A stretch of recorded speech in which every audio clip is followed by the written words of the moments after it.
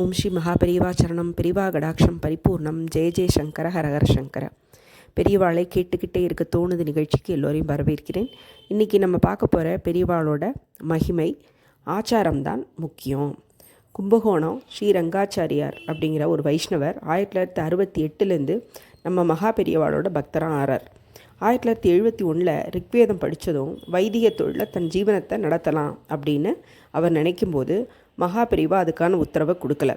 உடனே மகாபெரிவா சொல்கிறா, நீ மேற்கொண்டு வேதங்கள்லாம் படிக்கணும், அதுக்கான உபகாரம்லாம் உனக்கு பண்ண சொல்கிறேன், நீ மேலே படி அப்படின்னு கட்டளை போடுறார்.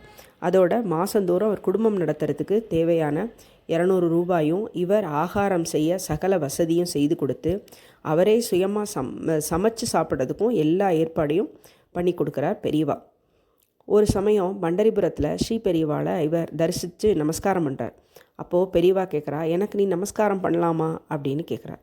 அதுக்கு இவர் சொல்கிறார், நான் எங்கள் சம்பிரதாய பிரகாரம் யஜ்ஞோபவீதம் சிகை இல்லாத சன்னியாசிகளை பார்த்தாலே ஸ்நானம் செய்யணும்னு இருக்குது அப்படின்னு சொல்கிறார்.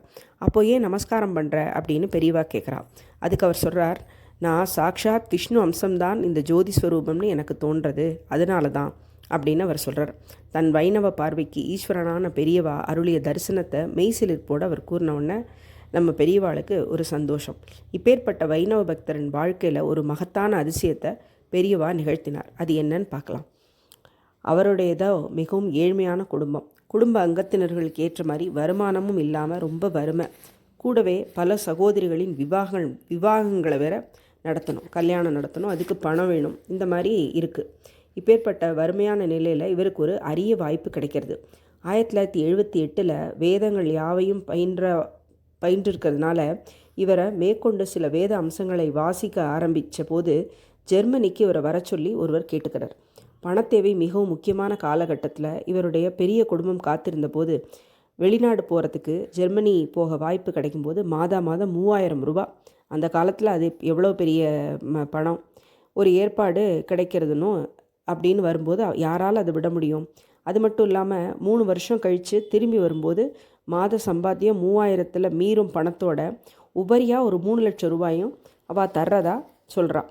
அந்த நிலையில் நினைத்து கூட பார்க்க முடியாமல் பெரிய அதிர்ஷ்டமான வாய்ப்பால் இது இருக்குது.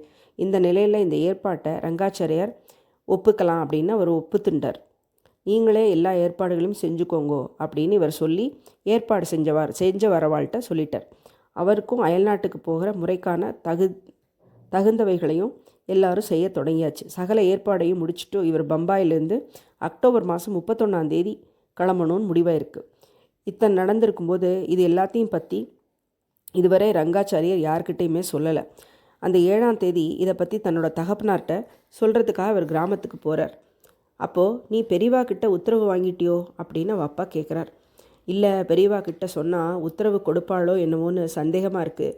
அப்படி உத்தரவு கிடைக்கலைன்னா இத்தனை சம்பாத்தியம் கிடைக்கிறத விட்டுட்டு போகிறதுக்கு மனசு கேட்காது. அதனால் நானாக முடிவு செஞ்சுட்டு கிளம்புறேன். நமக்கோ பணம் தேவைப்படுறது, வேறு வழி இல்லை அப்படின்னு சொல்கிறார்.